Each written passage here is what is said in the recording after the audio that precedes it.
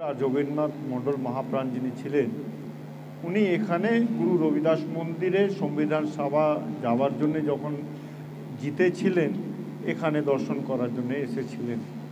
সেই তিথিকে আমরা সামনে রেখে সবাই আজকে ওনার এই উপলক্ষে আমরা এখানে হাজিরা দিয়েছি। আমাদের গর্ব, আমাদের গর্ব কি আছে, আমরা যেখানে বসে আছি, আমাদের যারা বয়স্ক লোক ছিলেন উনি এই জায়গাটা করে গেলেন।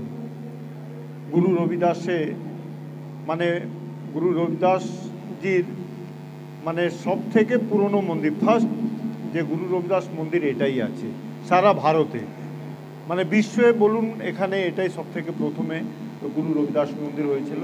তারপরে এখান থেকে অন্য জায়গা, পাঞ্জাবে অনেক গুরুদ্বারা এখান থেকে ফান্ডিং করে হয়েছে। তারপরে অনেক জায়গা হলো, আর যে শোভাযাত্রা আমরা পালন করি সেও এখান থেকে স্টার্ট হয়েছিল।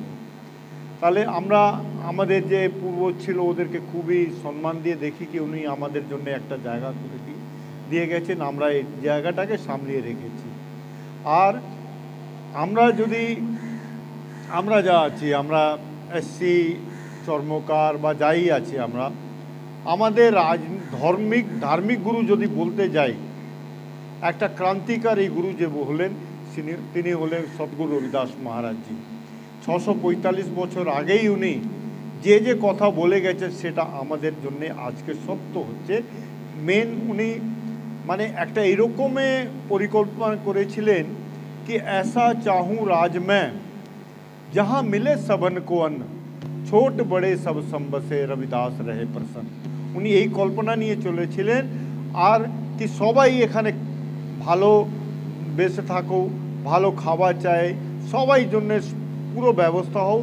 আর সেই জায়গাটার নাম উনি রেখেছিলেন বেগমপুরা, যেখানে কারো কোনো ভয় নেই, কোনো গম নেই। এই চিন্তা ভাবনা ধরে উনি আজ থেকে 647 বছর আগে এই বার্তা উনি দিয়ে গেলেন গুরু গ্রন্থ সাহেবের মধ্যে, উনি নিজে বাণীতে দিয়ে।